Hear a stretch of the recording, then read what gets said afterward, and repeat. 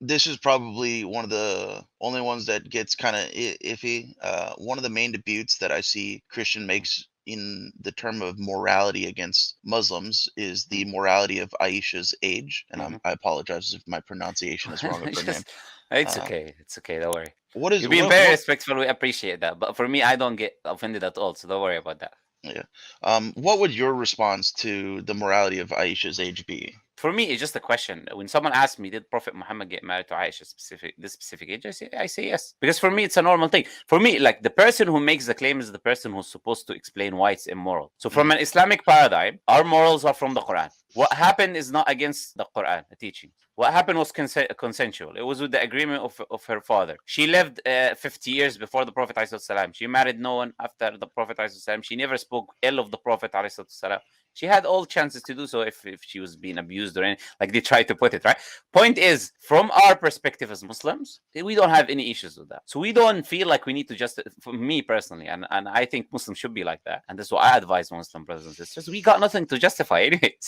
Why do I need to justify something that happened that is not wrong? But when someone comes to me and he claims, okay, this is wrong, then he's got to provide his moral compass. If that person is a Christian, like you said, the question to you is this: as a Christian, where is the age of marriage in the Bible? In terms of the Christian Bible, I don't know. I never made it fully through it. That's the point. There is not a single verse in the Bible that gives you an age of marriage, by the way. None. So the Bible does not speak about the age of marriage, number one. Number two, we've got Rebecca marrying Isaac at the age of 3 years old. She was 3 years old. They say there was a marriage contract between her and Isaac, right? It, And rabbis would admit this. This is not something that rabbis deny, but Christians would deny, Yeah, But Christians rabbis would, deny it yeah. because the Bible states that Isaac was 27 years, But but there is there's a calculation. happenstance There's a because calculation. Hmm. if you consider miscommunication as a factor, it was more so likely that she could have been around the ages of 12 to 14 because of how long it took Abraham to learn. But who am I to Yeah, say? yeah, no, yeah. It's not. No, no. There is a calculation, and I can send it to you later on. It's just you I calculate have her. the calculation between Ah, okay. the Sarah's age of 90 to Abraham's 100, Yes, yes, yes, Isaac being born yes. at 100, Exactly. So you her looked death into it, at yeah? 27. Yeah, Yes, yes. So my point is, it doesn't matter how me and you understand it. The recipients of the text, Jewish people, how do they understand it? They say, yes, she got married in that age, and they say that there is nothing in their laws that prohibits that type of marriage contract. yeah. So why don't the Christians be consistent then and go after the Jews, right? Well, And go it, and go after the Old Testament, fun Yeah. fact for you. Yes. I'm sure you'll have in your arsenal of rebuttals. In the 19 or 1880s, so less than Yeah. 200 years ago, in America, 37 states age of consent was 10 years old, Yeah. Let me even surprise and you. Delaware Yeah. at that time was Seven. 7. I know.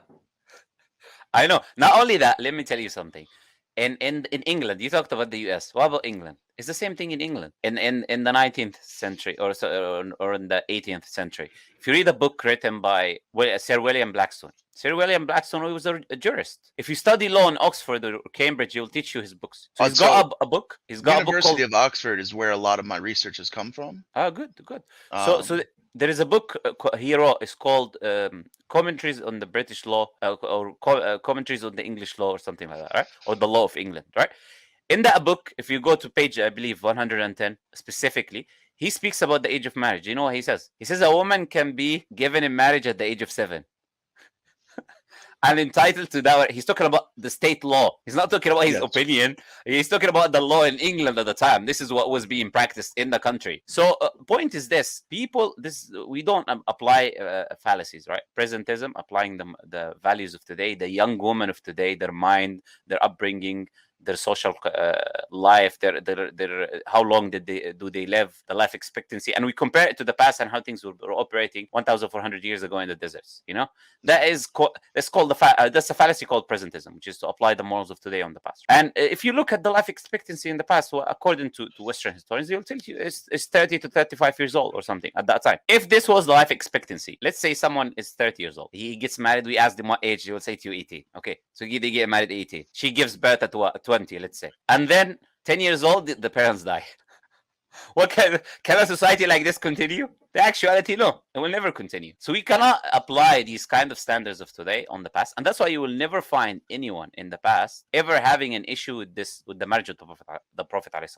I'm telling you, let's say 200 years ago, you're not gonna find a single person, a non-Muslim, who spoke about this idea, who criticized the Prophet, because it was well known, but no one criticized him of this, because this was the customs of the people until 200 years ago, right? So today, when they change the laws, and some countries they say, and this is the question that when someone comes to me and says this is wrong, I say, okay, what age? What is the right age? You'll say 18. I say, why 18? If you go to some countries today, 16. If you go to Italy, I believe it's 14, the age of consent. So they can say, by the way, they say she can consent to sexual intercourse, but she cannot get married, which is like, it's hilarious, you know. So you're old enough to have intercourse, but you're not old enough to get married. Okay, why? It's It's nonsense, right? backwards.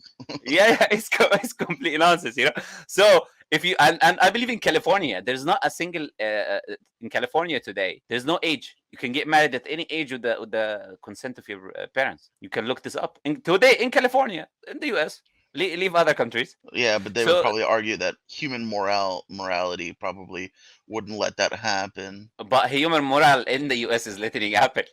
That's the point I'm making, right? If this is your people, if this is like the most No, okay, advanced countries. California is definitely not my people.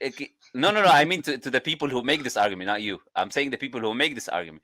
I would say to them, this is your people, meaning this is the Westerners that you are amongst. Those are the people who you say have the best values. This is what they generally say.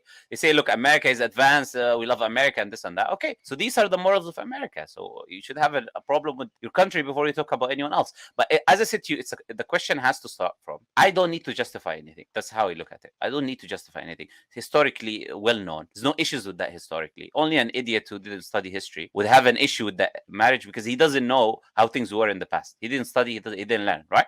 Mhm. So when someone comes with this issue, I'll just turn it back on him and ask him the question: where do you get your moral compass from?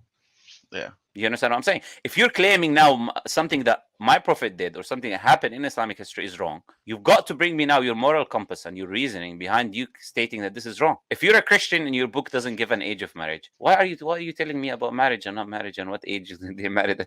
So you got no moral compass at all, which means your Bible agrees with any age because it has no restrictions. At Yeah. least Islam. This is the thing about Islam. Why is Islam perfect regarding this issue? Because Islam does not give you a specific age. Islam doesn't give an age. Islam gives a criteria. And because Islam knows women are different, so they mature differently, and different women will mature in different situations. Islam gives a criteria that works with all women. So the criteria is the principle the Prophet ﷺ set forward, which is la dara wa la darar. Cannot cause harm to anyone or yourself. Okay? So we use that principle that, look, you cannot marry a young woman, or even, by the way, an old woman, even 90 years old. If there's harm on her, it's impermissible to marry her. So it's not about the age, it's about the harm. So Islam prohibits you from marrying anyone that you would cause them harm, physical, psychological, or otherwise. Now, who can determine whether this girl is ready physically? That's well known. If she reaches the age of puberty, then she's ready physically. It's a sign, natural sign that she is ready. And psychologically, who can determine that? The people in her culture. People who are in her culture, people who are specialized in those fields of psychology and understanding and all of that, they can say, okay, she's ready at this age and she's not ready at that age. And also the family have a very strong opinion there to know whether, no family will just give their children like cattle, you know. So Yeah. they will look at their children and then they know when they're ready and when they're not ready. And the girl cannot get married without the permission of her wali, her guardian, which will be her father, for example. So it's not, you cannot just go marry a young girl if you like to marry her. No, the permission of the parents are needed. And the parents care about their children more than anyone else. In average, generally, we're saying. Right? Because someone come and say, oh, there is this parents. No, we're saying in general, right? Generally, the parents, they care about their children. So Islam gives you that perfect rule. There's no harm. So now we look at the different countries and how quickly the girls mature. So, for example, in hot countries, they physically mature quicker than cold countries. There studies on fish, for example. If you put heat on them, they grow much quicker. Okay, so they grow quicker, but they stop. While the ones that grow in colder countries, they grow more but slower. Right. So this is what the study kind of showed.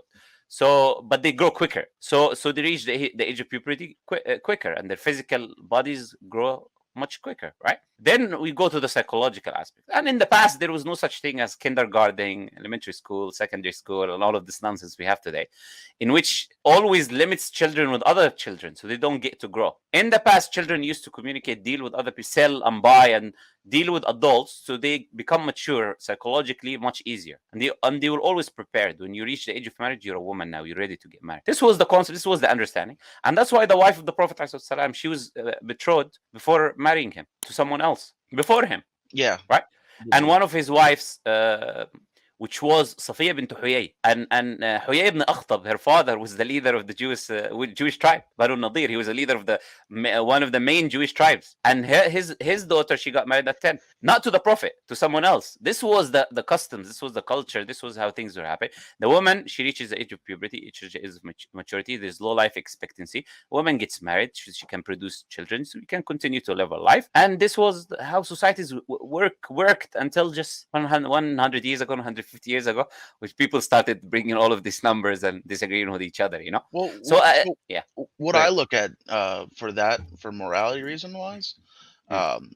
back in the 6th century, in the year 600, the average life expectancy was between 35 and 40. Mhm. 6 years old, 8 years old, especially 9. At 10 years old, you're already 1/4 of your life is done. Yeah. It's nothing like today. So that's what I'm saying to you. And even if you go back 1,400 years, it's even more. It was less life expectancy. We had less advancement, so it was less. So just looking at it from that perspective, all of those people who come with these things is just uneducated. And what we do is by responding by educating them on these issues by saying, look, Yeah. you have an issue, so you have to bring the rational justification to show me why this is a problem. It's not the onus on. You're making the claim, not me. You're saying X is immoral. I don't need to provide anything, justify anything. It's my belief, and that's historically accurate. But you didn't do your research. So if you're making a claim that there is a problem in it, come and justify. Tell me why there is an issue in this, right? And the Prophet ﷺ, he married multiple women, and Aisha was the only virgin amongst all his wives. They were all widows and divorcees. Mhm. Does that so does that this person is not looking for women, is not looking for women or young women specifically, if you want to say. If a man wants to do that, he's not going to marry widows and divorcees. His first wife is not going to be 15 years older than him, Khadija radiallahu anha. And his second wife is not going to be another woman that is older than him. She was a widow of someone and then he married her. So I can go on and on, but the point is, just doing some basic historical research on this issue will make people understand there's nothing wrong with this. It's just that the people are trying to apply the standards of today, looking at the young girl today. Yeah, so I've done my research and I've come to a similar conclusion. I just wanted to hear a Muslim's aspect on it. Yeah, absolutely. So question number 3 in response to question number 2 is, if you do know, what do you think of the scholars at the University of Oxford that says there's a high possibility that Aisha's age was a fabrication to bolster her purity of virginity, to claim religious and political authority over the followers of Ali, Muhammad's peace and blessings of Allah be upon him, his son-in-law? This article was October 28th, 2022, by Javad T. Hashmi. Hashmi. It's okay. You don't need to read his name, but it's like these type of things. Like seriously, I'm trying to hold myself from laughing because the information is so ridiculous. Aisha's age and her marriage has nothing to do with Ali ibn Abi Talib. Like Ali ibn Abi Talib was the cousin of the Prophet. He's got nothing to do with Aisha radiallahu anha. He's got nothing to do with their age. And if any issues happen, they happen later on, way later on, after the death of the Prophet, years and years, tens of years later, right? If anything happened between her and Ali radiallahu anhu. So I don't know what this guy's talking about, absolutely, number one. Number two, we've got Aisha herself telling us her age when she got married. We've got multiple reports from her, and then we've got multiple reports from different people, individual people. Yeah, so for me, I haven't made it. I've only been studying Islam for maybe not even a week now, so I don't know that she said that. No, I'm telling you, she said that, and it's the most authentic books of hadith. She says that. She said her age. She said the age where the marriage contract happened, and then she said the age where the consummation happened as well. She was very specific about the age, right? And that is reported by many people. Like Al-Aswad, he reports it from Aisha. Then we've got Zuhri reports it from Aisha. She's many people in the. This was a well-known thing. The people who try to just change the age, why do they do that? Because they've fallen on the bandwagon of being on the defensive for no reason. They've already lost the battle because they're defending something that they're not supposed to defend, because the person who's making the attack is the person who needs to justify. But what happened is they think that they need to justify something. They don't have pride and honor in the tradition. They don't understand history and what actually happened in history. And based on that, they're trying to change the teachings of Islam. Those type of people writing those articles, you know. So that would be the answer to what you're saying. Okay. So if she said her age, who knows her age more than her? You know, like, Yeah. yeah.